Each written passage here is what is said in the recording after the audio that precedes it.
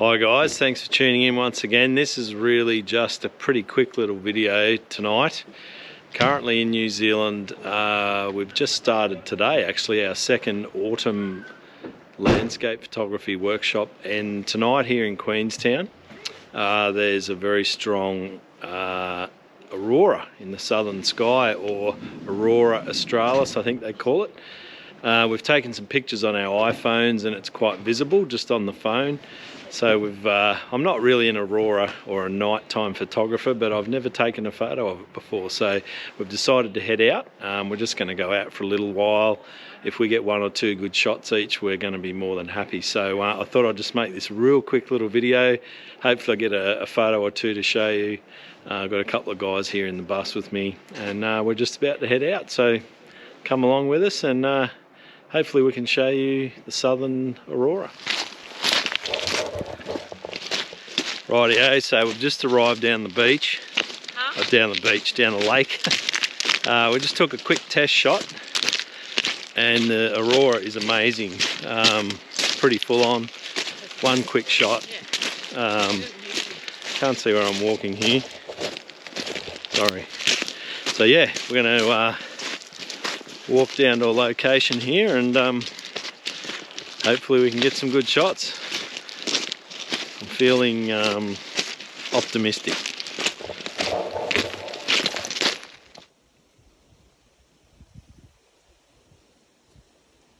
Okay, so I'm just going to turn this light up a bit. Okay, rightio, so we just got back to the car. Not much filming out there, too much shooting. It was fantastic. Everybody got some great shots. I've never photographed an aurora before, so I think it was good. So anyway, if I've got any decent photos or a photo, I'm going to show you those now. That's about it. Thanks guys. If I could only fly, I would fly so high, I would kiss the sky. It'd be so, so right, so right, so right.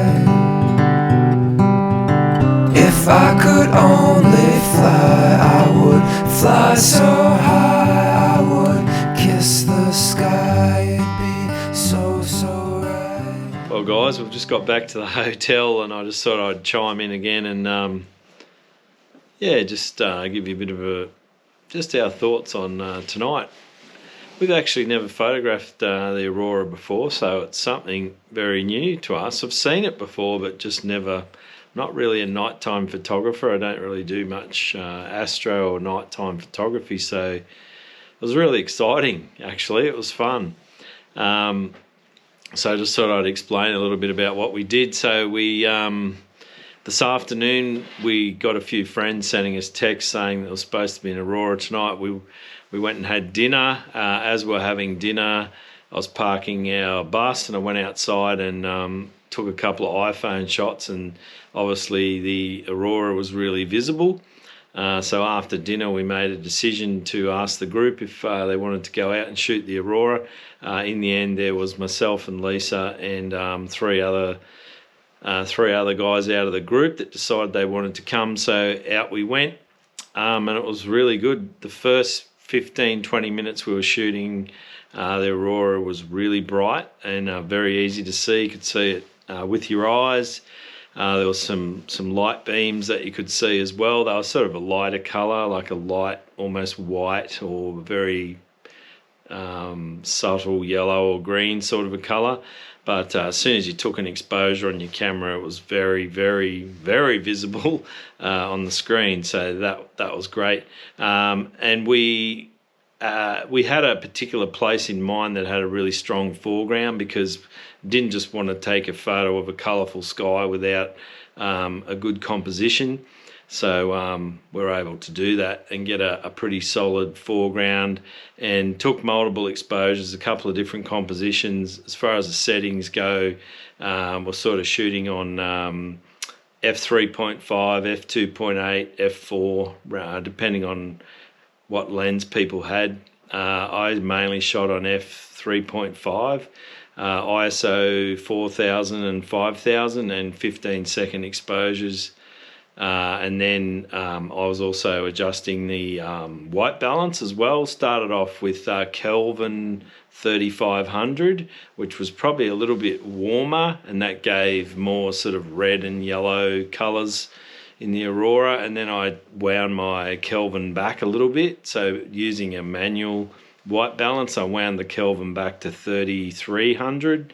I think that was probably around the sweet spot for me. That brought the yellows a little bit more into the green sort of area, so that worked pretty well. So we took a couple of different compositions, 2 different ones I think, and they both worked really well, and towards the end took a couple of ultra long exposures, and I did that purposely, shots that were like 4 minutes long, ISO 800 f4 around that, and those shots were really just to get some detail in the shadows, so that hopefully we get some images that are not so noisy and got some decent detail in the shadows and the darker areas, as well as having that really bright sky and reflection on the water of the Aurora.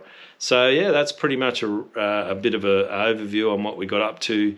It was great. It's fantastic. Would I go out and do it again? Oh, probably would. It's still not something that I'm more of a daytime or sunrise, sunset landscape photographer, but it was one of those things that we really had to do. The Aurora tonight was really good, and it's probably continuing to be good now, but we've got a sunrise in about six and a half hours from now, so I'm going to have a cup of tea and go to bed. Hopefully I'll be able to show you a photo, or maybe even more than one photo. Thanks for watching. As I always say in my videos, please go ahead, if you like the content, please go ahead and subscribe to my YouTube channel, and please give me a thumbs up, but more importantly, leave me a comment. Let me know what you thought. Always want to hear what you got to say. That's about it. Take care of yourselves. Don't take life too seriously. Get out there and shoot, and see you all again soon. The afterglow of this daily war, I need so much more than just holy water. The wind is roaring my heavy song. It's been way too long since I almost caught her.